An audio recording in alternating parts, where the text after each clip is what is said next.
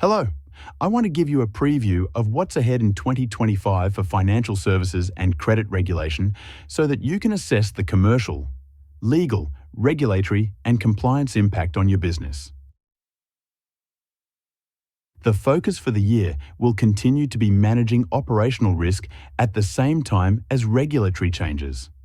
Conduct risk is the risk of inappropriate, unethical, or unlawful behavior on the part of an organization's management or employees. Such conduct can be caused by deliberate actions or may be inadvertent and caused by inadequacies in an organization's practices, frameworks, or education programs. Outsourcing will increase third-party liability risks and cybersecurity threats. Failure to manage these risks will result in remediation costs as well as a fine and reputational damage. The regulators will be considering the following areas. 1. Your overall risk controls and risk management. 2. Failure to meet pricing and fee promises. 3. Customer service failures, including responding to customer hardship. 4. Scam and fraud prevention. 5. Information management, including IT systems.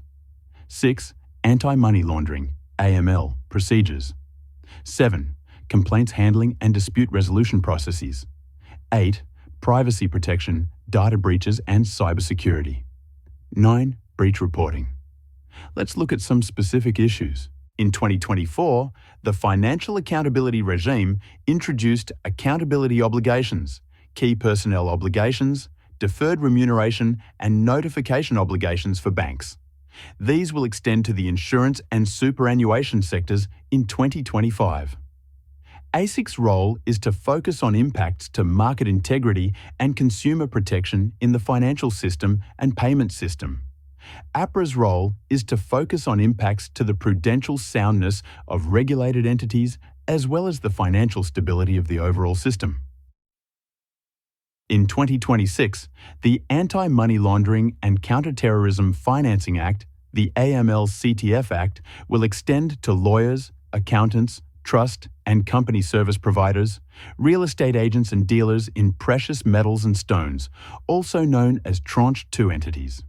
In 2025, AUSTRAC will issue new rules for the implementation of Tranche 2.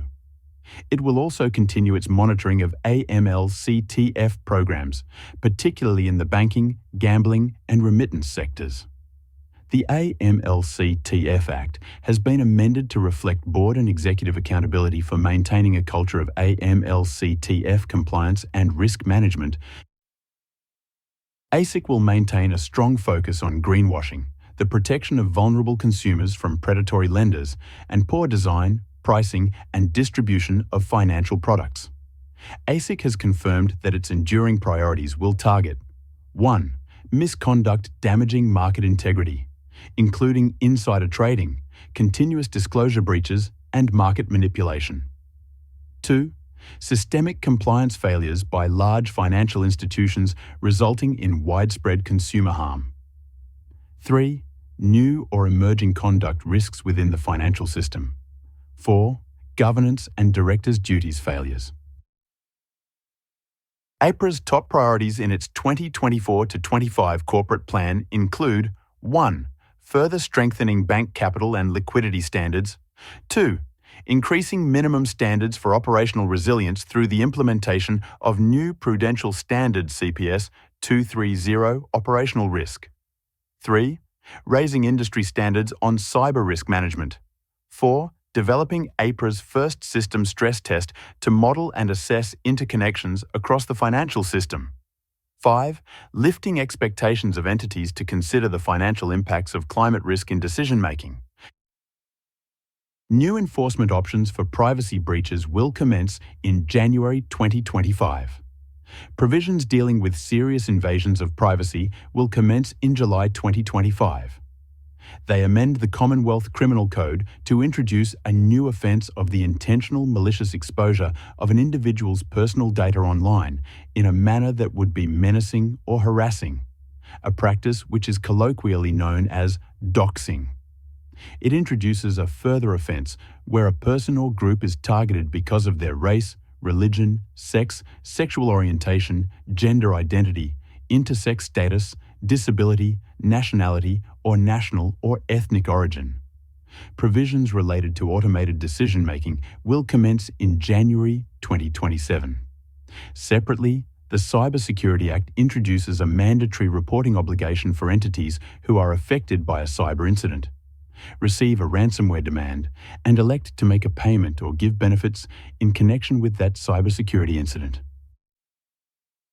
A Commonwealth election is due before May 2025. An early pre-election budget is planned to be delivered on 25th March 2025. Bills not passed before the election will lapse and will need to be reintroduced in the next Parliament together with bills announced but not previously introduced.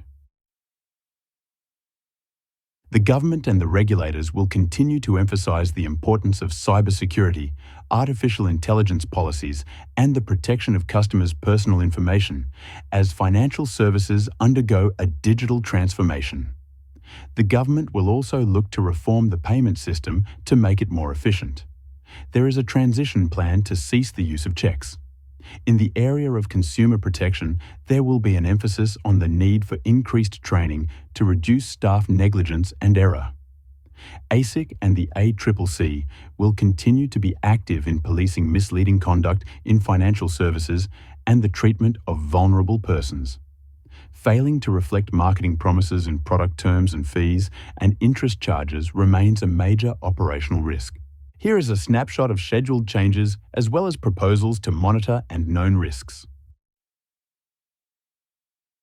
If you would like more information about our online courses, go to learn.brightlaw.com.au.